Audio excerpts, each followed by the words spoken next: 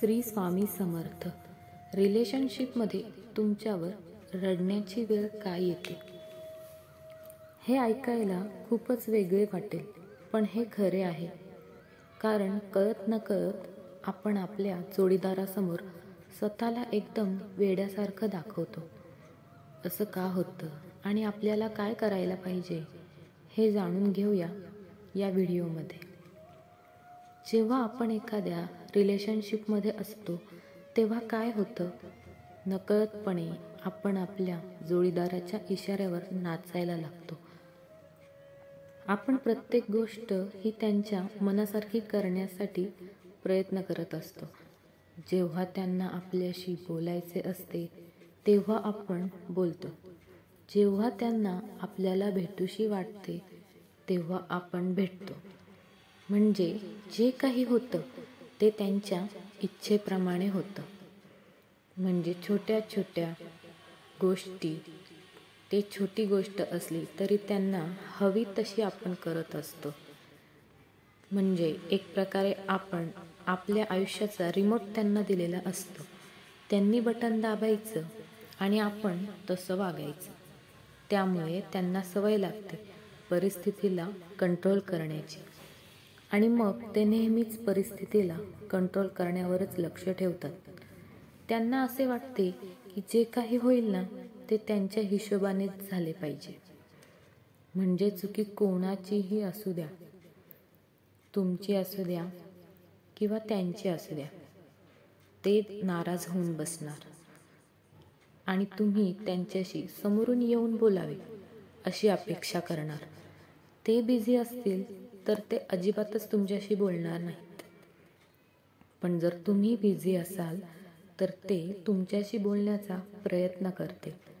का? कारण त्यांना सवय लागलेली असते की सगळं काही त्यांच्या मनाप्रमाणे झालं पाहिजे.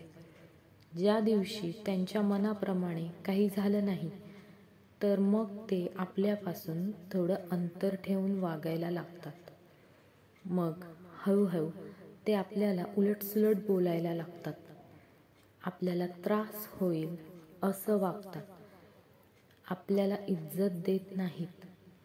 चुकीच्या पद्धतीने आपल्याशी बोलतात. का? कारण त्यांच्या मनासारखे काही होत नसते. अशा वेळी आपण त्यांच्या मनासारखे वागायचे ठरवले ना तर मग आपण दुखी होतो. कारण ते आपलं ऐकतच नसतात, आपल्याला समजूनच घेत नसतात. आपण दुखी असतो, त्रासामध्ये असतो. आपल्याला त्यांच्याजवळ मन मोकळं करायचं असतं, पण ते ऐकूनच घेत नाहीत. कारण त्यांची इच्छाच नसते ऐकायची.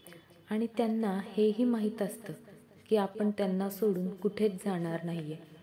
आपण थोडा वेळ दुखी राहू, स्वतःला त्रास करून घेऊ आणि फिरून परत त्यांच्याच जवळ जाणार. हे त्यांना माहीत असतं. त्यांना याची सवय लागलेली असते. मग अशा वेळी काय करायचं? त्यांच्या स्वभावाला कसं बदलायचं? तर हळूहळू त्यांच्या इशाऱ्यावर चालणे बंद करा. आणि हाच त्यावरचा योग्य उपाय आहे.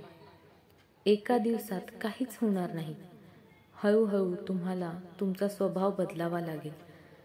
जर ते चुकीच्या पद्धतीने तुमच्याशी बोलत असतील तर तिथे तुम्ही अरेला कार्य केलेच पाहिजे. त्यांच्या मागे मागे जाऊ नका. जर त्यांची चुकी असेल तर त्यांना त्यांची चूक समजून सांगा. आणि जर तुमची चुकी असेल तर 1-2 वेळा तुमची चुकीही तुम्ही मान्य करा. असं नका करू की पूर्ण दिवसभर सॉरी सॉरी म्हणत त्यांच्या मागे फिरायचं. किंवा त्यांची चुकी असेल तर पूर्ण दिवसभर त्यांना त्यांची चुकीची आठवण करून देत राहायचं. तुम्हाला त्यांना दाखवावं लागेल की जर तुम्ही तुमच्या आयुष्यात बिझी असाल तर ते त्यांना सांगावं लागेल की मी माझ्या कामात बिझी आहे, मी आत्ता बोलू शकत नाही, आपण नंतर बोलू शकतो.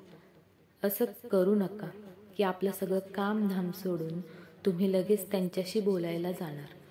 अशामुळे तुम्हाला काहीच इज्जत राहणार नाही आणि त्यांनाही सवय होऊन जाईल तुम्हाला स्वतःच्या इशाऱ्यावर नाचवायची. म्हणून स्वतःच्या स्वभावात बदल घडवून आणा.